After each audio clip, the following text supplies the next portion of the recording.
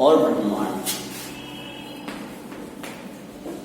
और आकाश गंगा।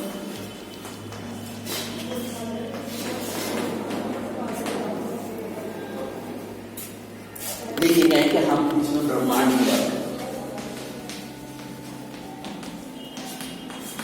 ब्रह्मांड की बात करें कैसे?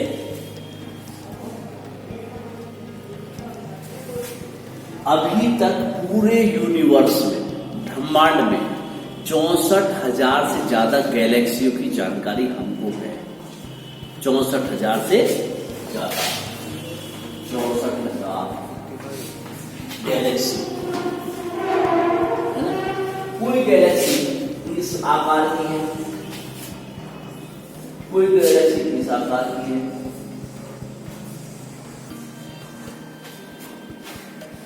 कोई गैलेक्सी इस आकार की है, कोई कैसे है, कोई कैसे है। सब गैलेक्सी को अलग अलग ग्रेविटेशन में अलग अलग है। इस तरह की गैलेक्सी 64 है। उन्हीं गैलेक्सियों में से एक गैलेक्सी है हमारी आकाश गंगा, मिल्की वे, जिसे हम कहते हैं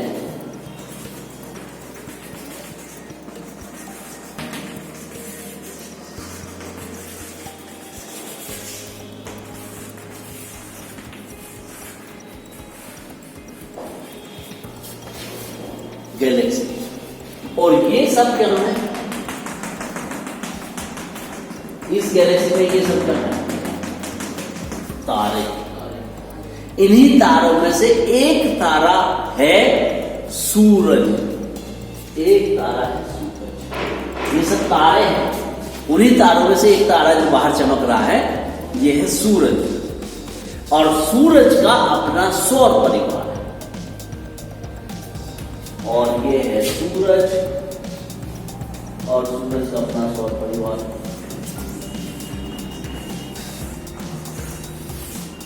बुध हो गया, फिर जीव आ गया, शुक्र, फिर ये पृथ्वी आ गई जिस पर हम बैठे, फिर मंगल आ गया, फिर बृहस्पति आ गया, फिर शनि आ गया। और ये सन है, सन कह दो या स्टार है, ये एक स्टार है। शाम को जितने भी आपको स्टार चांद चमकते दिखाई देते वो सब सूरज ही है। अजीब सा नहीं लग रहा आपको सुन के?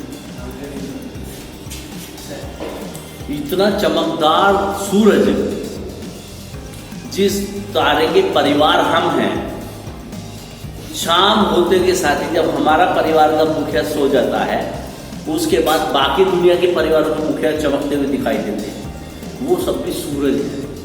और इतनी दूर हैं कि इस जन्म में हम कभी पहुंच नहीं पाते। क्यों नहीं पहुंच सकते? इसलिए मानव तो नहीं जा सकता। क्यों नहीं जा सकता? इसलिए नहीं जा सकता कि यदि हम सूरज का से यात्रा करें, कल हमने बात करी थी क्यों पर बैठ करी थी, यानी कि सूरज के 8-9 ग्रह हैं। 9 ग्रहों में लास्ट तक 9 ग्रह के बाद बात है क्यों पर बेल्ट। क्यों पर बेल्ट होती है जो फ्यूजन और कहना चाहिए टुकड़ों से मिलकर बनी है, उसे हम बोलते हैं क्यों पर बेल्ट। और उसमें फिर पुच्छर तारा वो सब आते हैं जो चर्चा हो रही है। यहां से अगर हम चलें,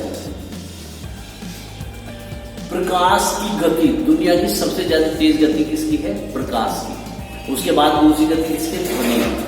आपने देखा हुआ आसमान में पहले लाइट चमकती है, बाद में गड़गड़ाहट की आवाज सुनाई देती है। यानी कि पहले प्रकाश तेज गति से हमारे पास तक आ जाता है, फिर आवाज पीछे से आती है, बाद में सुनाई देती है। बाद में है ना, पहले लाइट चमकती है और फिर उसको घड़ घड़ घड़ घड़ घड़ आती है। इसका मतलब यह है कि ध्वनि जो है स्पीड स्लो है, लाइट प्रकाश की गति तेज है। प्रकाश की गति से यदि हम कोई यान सूरज पे से शुरू करें, कोई बच्चा आज के दिन में पैदा हुआ हो और आज शुरू करें, उसे बैठा दे, पैदा होते ही बैठा दे, प्रकाश की गति से चलने वाला यान, तो उस बालक को पैदा होकर इस पूरे सौर परिवार तक पहुंचने में 3 जन्म लेने पड़ेंगे, 3 बार 100 साल की उम्र का होकर मर जाएगा वो वाला।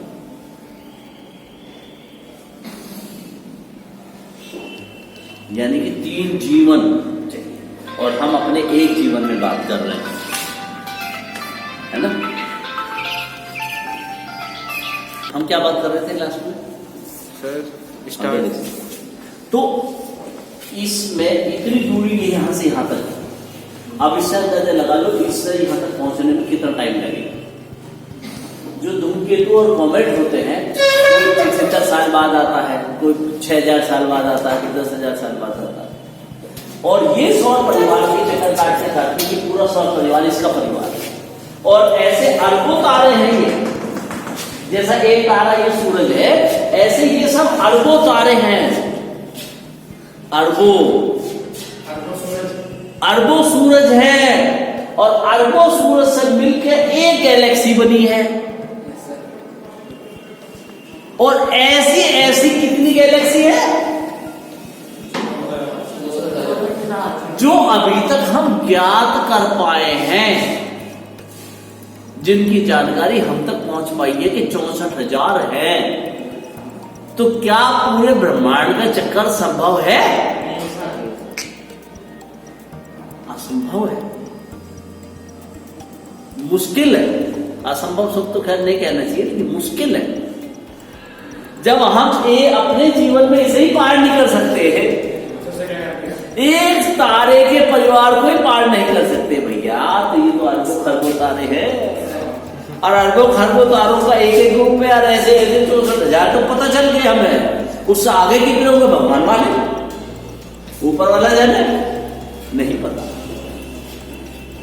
और आपको जान के ताज्जुब होगा कि ये तो मैंने बता दिया यहां से यहां तक की यात्रा का सफर। अब ये सूरज का चक्कर काटता काटता यूं पूरा परिवार इसके चक्कर काटता,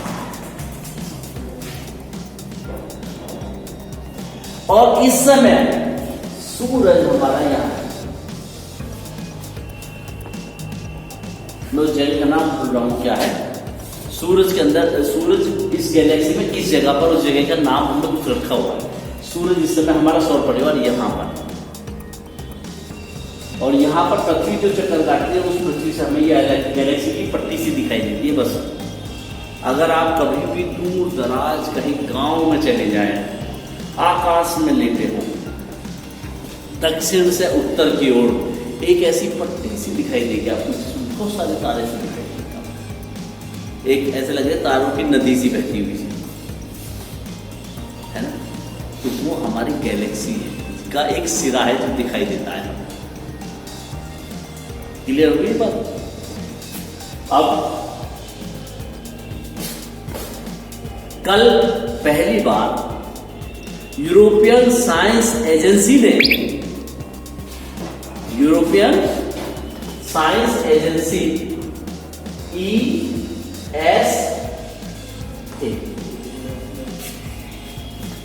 ESA, यूरोपियन साइंस एजेंसी ने एक वीडियो जारी करी है और एक पिक्चर बनाई है, जिसमें गैलेक्सी के जो तारे हैं किस तरह से मूवमेंट करते हैं।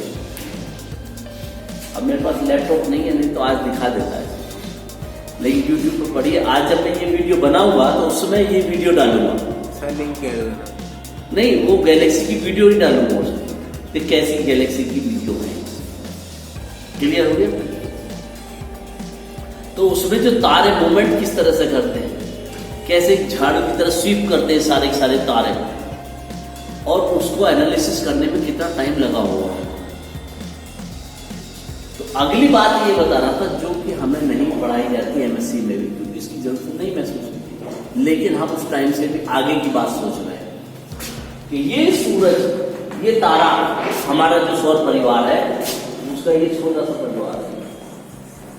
और यहां से यहां तक जाने में उसे 3 जन्म लेने पड़ जाएंगे। मतलब जो आज पैदा हुआ, अगले 3 जन्म तक तुम तो एक ही जन्म जी रहे हो, भी तो 10-15 साल का छोटी सी चीज है। मैं कह रहा हूं 3 जन्म तक भी वो इसे पार नहीं करता, कम से कम 3 जन्म तो लग ही जाएंगे लास्ट तक पहुंचते पहुंचते। समझ रहे हो?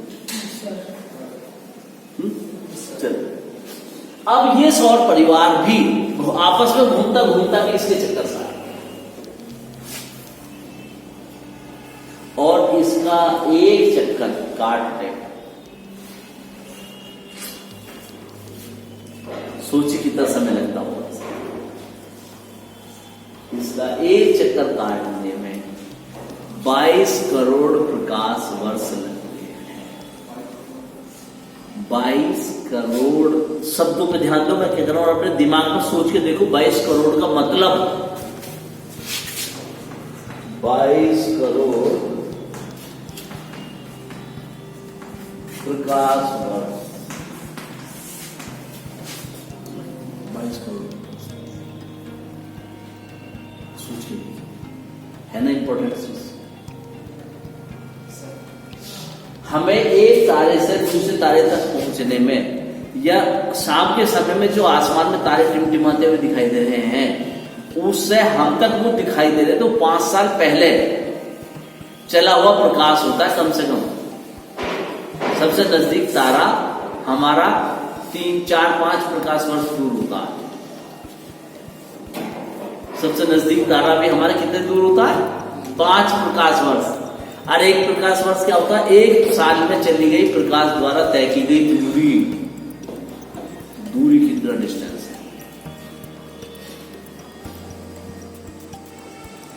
है ना? मजेदार चीज जानकारी, बहुत इंपॉर्टेंट। कल मैं एक चीज और बताऊंगा। मैंने एक प्लान किया है कि आपके ग्रहों के आपस में दूरियां कितनी है, सूरज से कौन कितना दूर है, कौन कितने दूर है, ये इस पर भी बात करता हूँ। वो भी बड़ी मजेदार चौंकाने वाली बात है। आपको तब असलियत समझ में आएगी, तब समझोगे कि दुनिया क्या है और हम अपना टाइम वेस्ट कर रहे हैं लड़ मर के, है ना? तो इस तरीके से ये प्रकाश वर्ष को चलने का तरीका और प्रकाश वर्ष की दूरी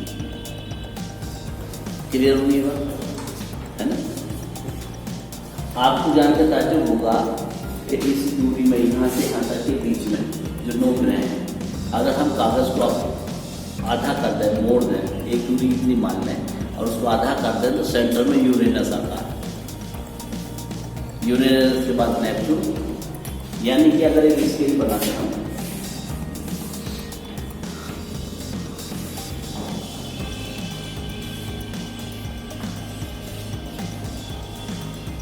यूरेनस यहाँ आता है सेंटर में। यूरेनस के बाद कौन सा बचा? इन दोनों का अध्ययन क्या हो? नेपच्यून। अरुण और वरुण, नेपच्यून। और उसके बाद में फिर प्लूटो। और प्लूटो के बाद फिर सुपर बेल्ट जिसमें कॉमेट आते हैं, है ना? कॉमेट और फ्रीजर, बर्फ के बहुत बड़े बड़े विशाल पहाड़ है, हवा में तैर रहे हैं कॉमेट के ऊपर लिपट के।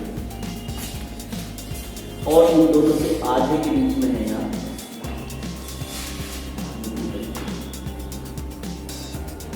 जुपिटर और उसके बीच में है सैटर्न। और जुपिटर और इन दोनों के बीच में है वीनस।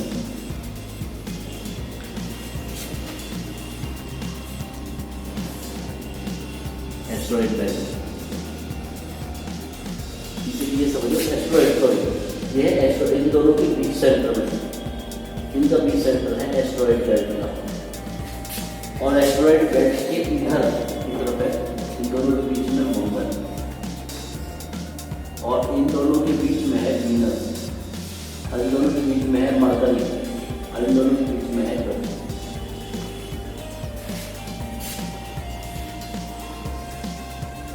अब आप जब देखिए पूरी पट्टी को सौर परिवार का तुलनात्मक अध्ययन, इनकी लेंथ देखिए, यानी कि आधे में तो केवल यही 2 हैं और आधे में केवल जुपिटर और सैटर्न ही है, और उसके आधे के चौथाई हिस्से में ये सारे ग्रह हैं जो सॉलिड है, ठोस वाले। जैसे मैंने कल बताया था ना कि 4 ठोस ग्रह हैं, मरकरी, वीनस, अर्थ और मार्स। शुरू के जो 4 ग्रह हैं वो ठोस ही ग्रह, तो ये इतने बात है, बाकी सब गैस ही ग्रह। तो इनमें आपस में दूरी और डिस्टेंस कितना है ये बात समझ है ना, इंपॉर्टेंट चीज। तो आपको जानकारी आज की कैसी लगी? आज हमने ब्रह्मांड और सूरज के बारे में बातचीत। ठीक, अच्छा, अब बात यह है कि गणित में कोई सवाल पूछने में, समझने में आप क्या कॉपी पर हल करें, तो वो अब आप मुझे दिखाएं। मैं चाहता हूं कि अब आप अपनी कॉपी और जो प्रोजेक्ट मैंने दिए हैं वो आप मुझे क्लियर।